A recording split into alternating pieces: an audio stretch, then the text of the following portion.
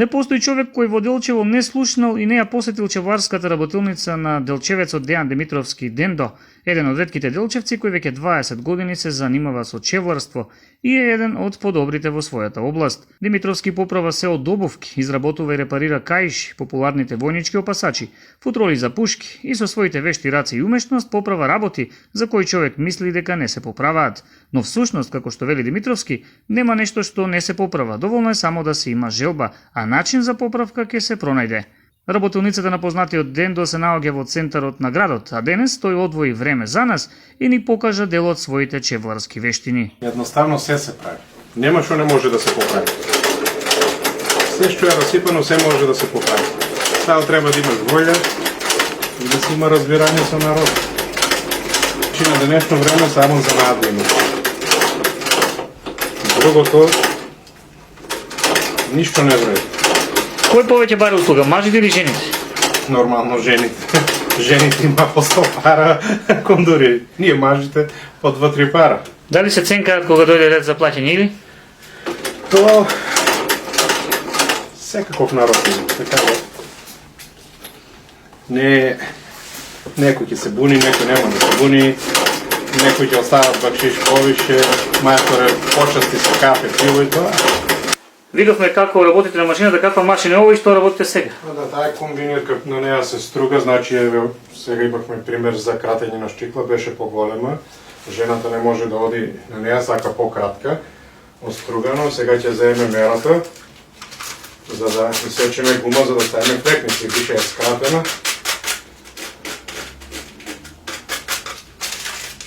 И ќе биде готова за 8 март вечер за прослава. Да, па да, баш и за тоа.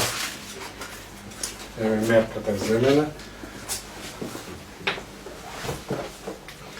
Сега ќе си заеме скалперон, без него не се може нормално. И ќе исечеме флекница.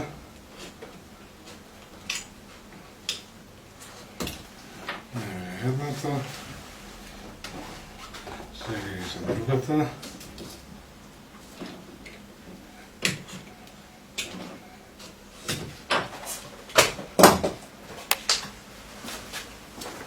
Стандардна процедура, сега одиме на наковалната, вземаме репакот,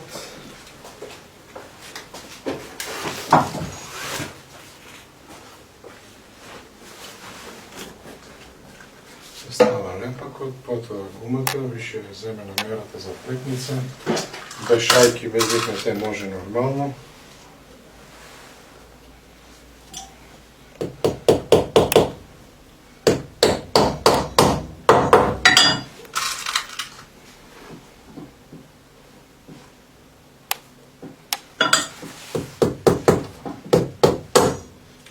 Мора и да се искриви некоја.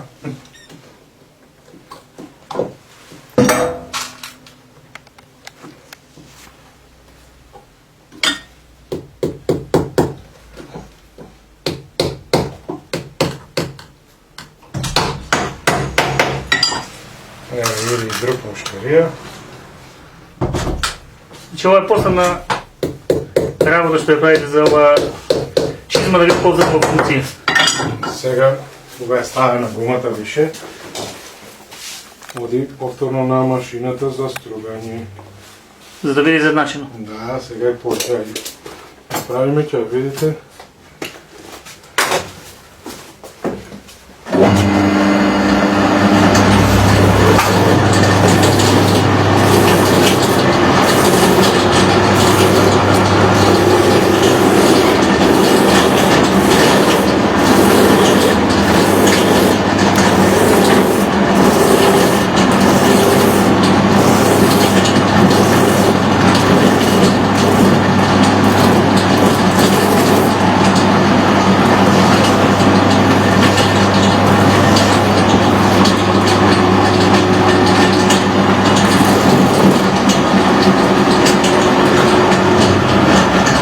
Флекницата е готова. Сега вземаме малку фарбичка, да ја дотераме. Потоа со чечичка и бујичка за кондури нормално. И сега е готова и е спремна за вечер за 8 март. Сега ова е за лепење, значи ќе ви прво се чисти со гланс папир, потоа се зема лепак и се доаѓа на последната машина. Тоа е пресата за лепење. Се мени калапо, се става калап за неже. Се става од лепакот.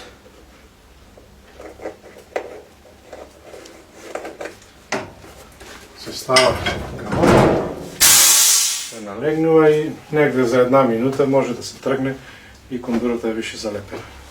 Некој народот кога дојде само пита мајсторе, това не може да се поправи, пукнеме целото, значи може да се поправи тоа. Едноставно се може да се поправи. Значи сите поправки.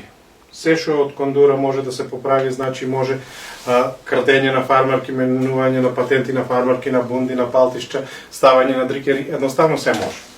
Нема што не може. Само добра волја да се.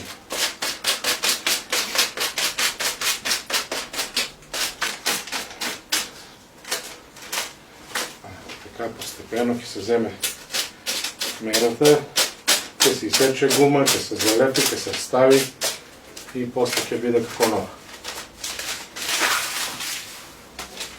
Ова е мера. Нормално сега си процедура со гумата.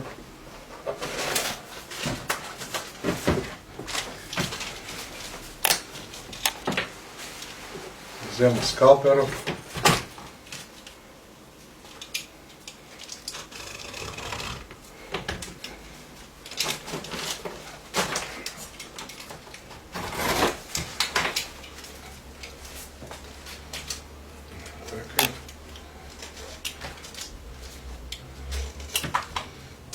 Земена мерата. Сега ќе го ставиме исто на преса, само кај ја ставиме кондурата. Еве значи, мерата е земена.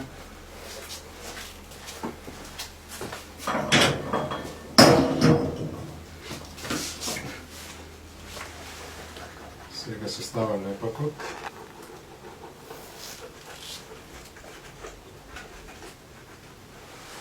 Ќе видим и ова кондура дека ќе испадне како нова. И слободно може да се носи.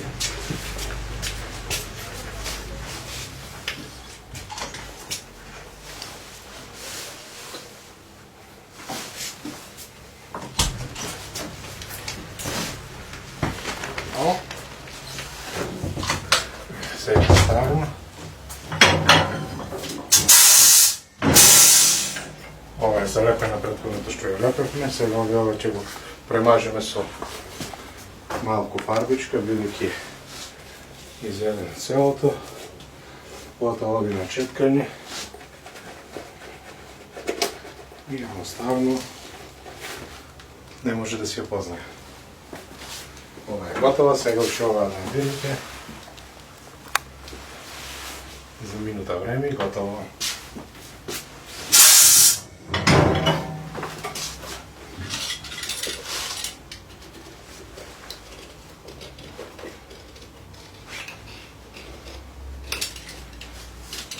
Сега исто оди на машината за стругање, ќе се очисти и еве ќе испадне како нов. Во рамки на нашата посета забележавме и разговор помеѓу муштеријата и Димитровски кои се договорија новото оштетено палто на муштеријата да биде експресно поправено за многу ниска цена. Мајсторе, да те попитам нешто. Значи имаме едно кожено полтенце, многу убаво ја катамо оштетена. Може. Дали ќе може да се обложи со... Може со кожа да се обложи убаво, ќе се зашие. Да, ќе се зашие. А иначе полтенцето е многу квалитетно, не е за фрлање. Значи, обично на палтишчата јаките се со скај. Така. А јас ќе го обложа со кожа, значи, Да. ќе го излепа, ќе зема мерата, ќе го зашие и ќе испадне како нов. Како ново. Отприлика колку ќе ме кошта работата? Па види, се си зависи. Значи, Отприлика горе-доле. Дока и 200 дена, ништо повеќе. Договорено.